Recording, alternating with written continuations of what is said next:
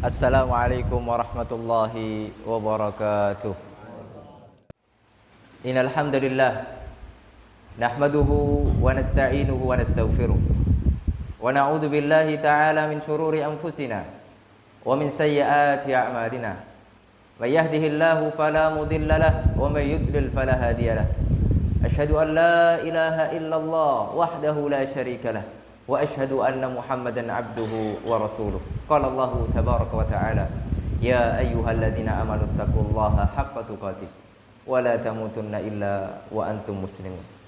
Wa qala jalla jalaluhu, ya ayyuhan nasu taqu rabbakumul ladzi khalaqakum min nafsin wahidah wa khalaqa minha zawjaha wa batha minhuma rijalan katsiran wa nisaa wattaqullaha alladzi tasaaluna bihi wal arham innallaha kana 'alaikum raqiba. وقال تعالى يا أيها الذين آمنوا اتقوا الله وقولوا قولا سديدا يصلح لكم أعمالكم ويغفر لكم ذنوبكم ومن يطع الله ورسوله فقد فاز فوزا عظيما.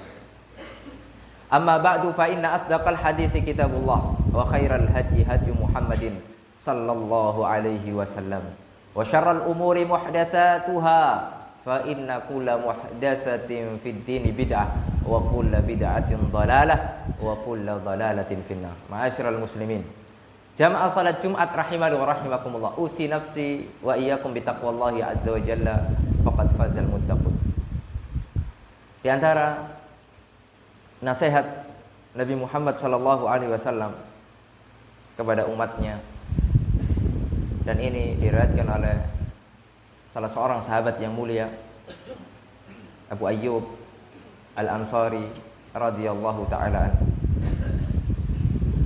Ada seorang yang datang kepada Rasulullah sallallahu alaihi wasallam meminta nasihat, meminta wasiat, dan wasiatnya singkat, bukan wasiat yang panjang-panjang, bukan nasihat yang panjang-panjang.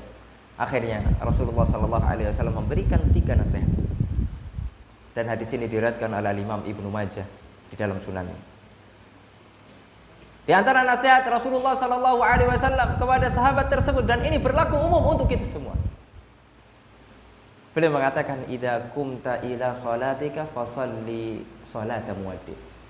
Jika kita berdiri untuk melaksanakan salat, maka jadikanlah salat kita tersebut adalah salat yang terakhir. Itu artinya apa? Agar kita fokus, khusyuk di dalam melaksanakan salat. Kenapa? Karena kita sudah merasa ini salat yang terakhir. Habis itu kita ada salat lagi. Salat perpisahan. Kalau seandainya, analogi sederhana, kita divonis oleh seorang dokter, kita sudah mengidap penyakit kronis, sudah stadium 4, usia kita sisa 5 hari lagi. Apa yang akan kita lakukan selama 5 hari? Apakah masuk akal kemudian kita santai-santai, bermaksiat, nongkrong, ngopi sambil dengerin musik? Atau ngapain selama 5 hari? Usia kita sisa 5 hari. Orang-orang yang beriman pasti akan memanfaatkan sisa usianya tersebut untuk hal-hal terbaik agar bisa menjadi bekal untuknya menghadap Allah Azza wa Jalla. Kalau dia punya kelebihan harta, pasti dia akan infakkan semua hartanya di jalan Allah. Kalau bisa dia salat malam selama 5 hari itu semalaman suntuk. Kalau bisa dia khatam Quran, dia khatamkan Al-Quran. Kalau dia nggak bisa tidur, udah beribadah terus kepada Allah Azza wa Jalla. Karena sisa 5 hari dia akan betul-betul fokus. Oleh karenanya subhanallah, ini adalah wasiat yang sangat agung agar kita kaum muslimin memperbaiki kualitas salatnya. Orang kalau tahu bahwasanya ini salatnya terakhir, dia akan memperbagus. Dia akan betul-betul fokus di dalam salat. Dan kenapa nasihat Rasulullah sallallahu alaihi wasallam ini berkaitan dengan salat? Ini yang harus menjadi pertanyaan. Kenapa kok masih banyak rukun-rukun Islam yang lain? Kenapa kok nggak zakat, kok nggak puasa? Tapi ini berkaitan dengan urusan salat. Ya. Perlu diketahui permasalahan sholat ini sangat penting sekali. Ya. Di antara yang membuat perkara sholat ini menjadi penting, yang pertama bahwasanya sholat adalah amalan yang paling agung setelah mengucap kalimat syahadat, dan amalan yang akan ditanya pertama kali di hadapan Allah Azza wa Jalla. Sebagaimana sabda Rasulullah sallallahu alaihi wasallam, beliau mengatakan awwaluma yuhasabu bihil abdu yaumal qiyamah salatuhu. Pertama kali yang akan dihisab oleh Allah pada hari kiamat adalah urusan salatnya. Idza saluhat faqad aflaha wa anjah. Jika salatnya bagus, dia akan sukses, dia akan berhasil melewati perjalanan demi perjalanan menuju akhirat. Jika tidak, dia akan siap-siap menghadapi kebinasaan yang akan dihadapi selama perjalanan menuju akhirat. Kemudian yang kedua, yang menunjukkan betapa pentingnya urusan sholat. Sholat adalah identitas seorang yang beriman. Batas antara orang Islam dan non-Islam adalah urusan sholat. Rasulullah sallallahu alaihi wasallam mengatakan dalam sebuah hadis, al-ahdu alladzi bainana wa bainahum as-shalah. Batas antara kami orang Islam dan non-Islam adalah urusan salat. Faman tarakaha faqad kafar. Barang siapa yang meninggalkan salat, maka dia terancam keluar dari Islam. Oleh karena para ulama berselisih pendapat tentang orang yang meninggalkan salat. Yang pertama, jika orang tersebut meninggalkan sholat karena meyakini tidak wajib sholat, maka sepakat para ulama orang ini kafir, keluar dari Islam.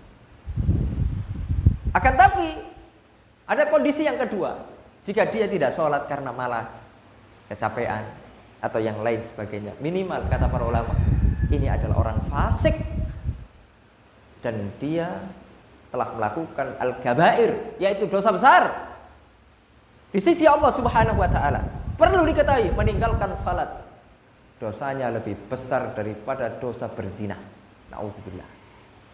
Oleh karenanya kalau kita punya anak perempuan, kemudian anak kita berzina, apa yang akan kita lakukan? Pasti kita akan marah. Tapi yang menjadi miris, kita sebagai orang tua, kita pemimpin keluarga, ketika melihat anak kita tidak sholat, kita biasa-biasa saja. Tidak ada tergerak sedikit pun kita memerintahkan anak-anak kita atau keluarga kita untuk sholat. Oleh karenanya kita harus betul-betul menjaga keluarga kita dari api neraka. Salah satunya adalah dengan urusan sholat. Lalu kemudian di antara yang menunjukkan tentang pentingnya sholat, bahwasanya sholat merupakan pintu rizki seseorang.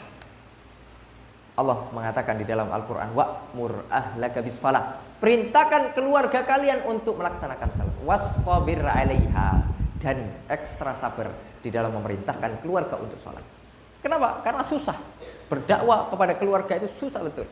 Makanya Rasulullah sallallahu alaihi wasallam, ya, beliau kesusahan, kewalahan mendakwai keluarganya, orang-orang terdekat.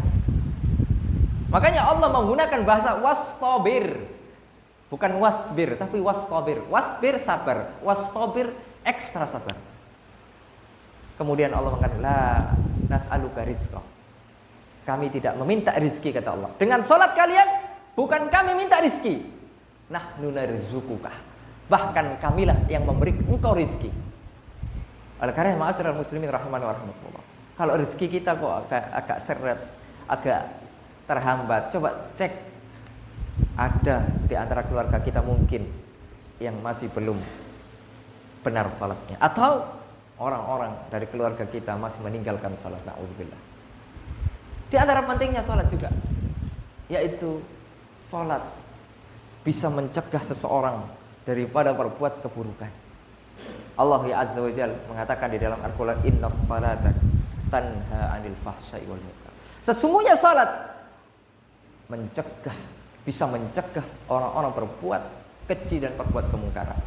Oleh karenanya, ketika ada suatu zaman, generasi yang berani meninggalkan salat, maka siap-siap generasi tersebut akan dekat dengan syahwat, menuruti hawa nafsunya, menuruti syahwatnya, sebagaimana kata Allah Azza wa Jalla di dalam Al-Qur'an. Fa khalafa min ba'dihim khalfun adha'us shalah wattaba'u syahawat fasawfa yalqauna ghayyah. Nanti ada satu generasi yang mana mereka akan jauh dari urusan salat, menyia-nyiakan salat, meninggalkan salat. Kalaupun salatnya tidak benar, asal-asalan. Maka ketika ini terjadi, pasti mereka ini adalah generasi-generasi yang menuruti hawa nafsunya, dekat dengan syahwat. Oleh karena kalau kita lihat orang-orang yang pergaulan bebas, terjerat oleh kasus narkoba, judi online, orang-orang yang tenggelam di atas hawa nafsunya, kita lihat cek sholatnya. Kebanyakan mereka adalah orang-orang yang hampir 99% meninggalkan sholat. Ketika kita sudah berani meninggalkan sholat, pasti kita akan dekat dengan urusan syahwat. Karena tidak ada rem. Dengan sholat kita ada rem. Kita minimal takut kepada Allah Azza wa Jalla. Dan itulah hakikat sholat yang benar.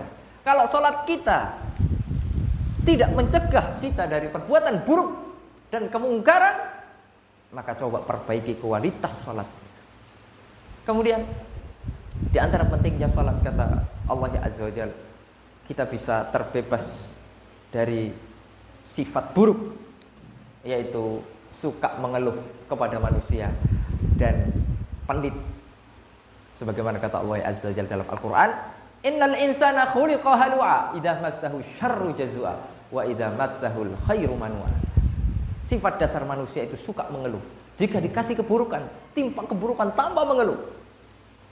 Tapi jika dikasih kebaikan, kasih nikmat, dibukakan dunia oleh Allah Azza, maka sifat dasar manusia manua, pelit. Kemudian Allah mengatakan, memberikan solusi agar dua sifat ini hilang daripada hati kita. Illal musallin, kecuali orang-orang yang salat. Tapi salat yang bagaimana? Yaitu salat-salat yang benar, salat yang berkualitas. Maka kita cek, sudahkah salat kita ini berkualitas? Di antara indikasinya, sudah hilang dua sifat buruk pada diri kita. Aku qauli hadza astaghfirullah li wa lakum wa lisairil muslimin min kulli dhanbin innahu huwal ghafurur rahim.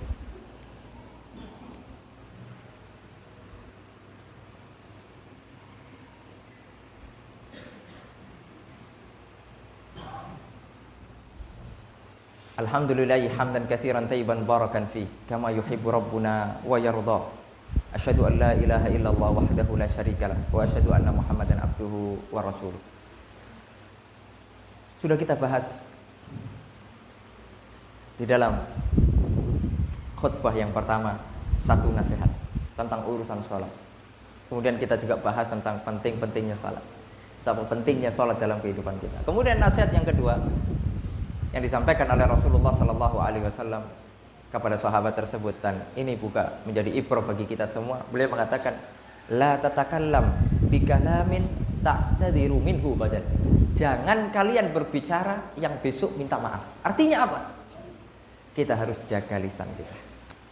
Betapa banyak kerusakan, pertengkaran, kegaduhan disebabkan oleh lisan-lisan yang tidak dijaga.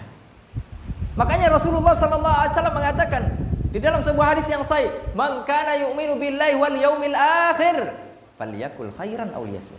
Barang siapa yang beriman kepada Allah dan hari akhir, selalu iman kepada Allah dan hari akhir, kita percaya nanti ada balasannya. Maka apa kata Rasulullah? Hendaklah dia berkata-kata yang baik. Atau pilihan yang kedua, diam. Tidak ada pilihan yang ketiga. Oleh karenanya Imam Syafi'i rahimahullah, beliau mengatakan, idza aradal al-abdu ayyatakallam. Jika seseorang pengen berbicara, falyufakkir, dipikirkan dulu. Jika pembicaraan itu maslahat, tidak mudarat, membawa manfaat, silakan berbicara. Akan tapi jika pembicaraan, perkataan dia itu walaupun mungkin benar, tapi menyebabkan itu ada kemudaratan, perselisihan, maka coba tahan dulu.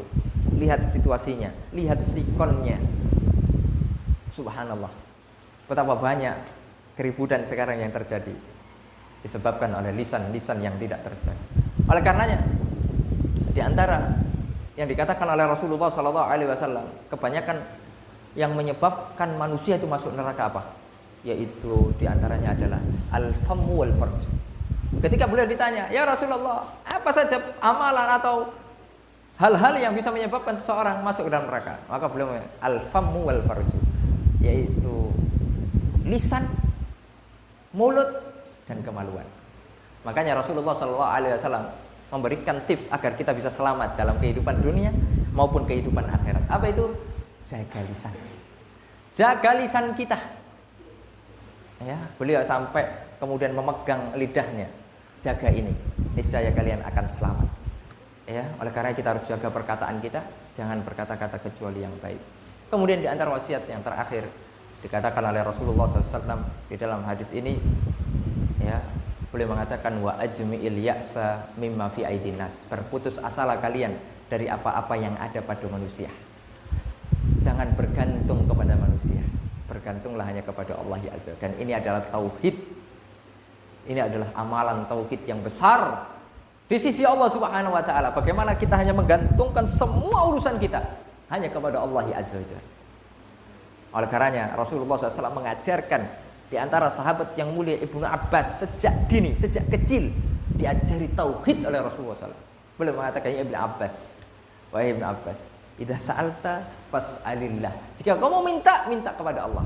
Wa idza sta'anta, jika kamu minta tolong, fasta'in billah, minta tolongnya hanya kepada Allah. Dalam sebuah hadis Rasulullah SAW mengatakan, hadis sahih diriwayatkan oleh Imam At-Tabrani dalam Mu'jam. Beliau mengatakan, "Syaraful mu'min," kemuliaan orang yang beriman, qiyamuhu billail, ketika dia salat malam, wastighna'uhu anin nas, dan tidak bergantung kepada manusia. Oleh karenanya ada 3 wasiat ini, wasiat yang sangat besar. Ya, yang kemudian harus kita betul-betul aplikasikan dalam kehidupan kita sehari-hari. Ya, yang pertama menjaga salat. Salatlah dengan benar, perbaiki kualitas salat kita. Kemudian yang kedua, jaga lisan kita. Ya, karena semua yang keluar dari lisan kita akan dimintai pertanggungjawaban oleh Allah Azza wa Jalla. Ya, lalu kemudian yang ketiga, berputus asalah kepada manusia dan bergantunglah hanya kepada Allah Azza wa Jalla. Allah mengajari kita terus, iyyaka na'budu wa iyyaka nasta'in. Allah mengatakan, iyyaka na'budu, hanya kepada Allah kami menyembah dan hanya kepada Allah kami meminta pertolongan. Ya, oleh karena semoga dengan 3 wasiat ini bisa sedikit mengubah mindset hidup kita. Semoga bisa menambah keilmuan kita dan bisa kita amalkan dalam kehidupan kita sehari-hari. Kita berdoa kepada Allah, semoga Allah Subhanahu wa taala memberikan keberkahan kepada kita, memberikan usia yang barokah, memberikan kesehatan, memberikan istiqomah di atas ketaatan. Allahumma ighfir lana dzunubana wa kaffir 'anna sayyi'atina wa tawaffana ma'al abrar. Ya Azizu, Ya Ghaffar, Ya Rabbal Alamin. Allahumma inna nas'alukal huda wat tuqa wal afafa wal ghina. Allahumma ighfir lana warhamna wa tub alaina innaka antat tawwabur rahim. Rabbana zalamna anfusana wa illam taghfir lana wa tarhamna lanakunanna minal khasirin. Rabbana taqabbal minna innaka antas samiul alim wa tub alaina innaka antat tawwabur rahim. Allahumma aghithna, Allahumma aghithna, Allahumma aghithna. Rabbana atina fid dunya hasanah wa qina adzabannar. Rabbana atina fid dunya hasanah wa fil akhirati hasanah wa qina adzabannar. Wa sallallahu ala nabiyyina Muhammad wa ala alihi wa sahbihi wasallam. Qumu ila salatikum yarhamukumullah.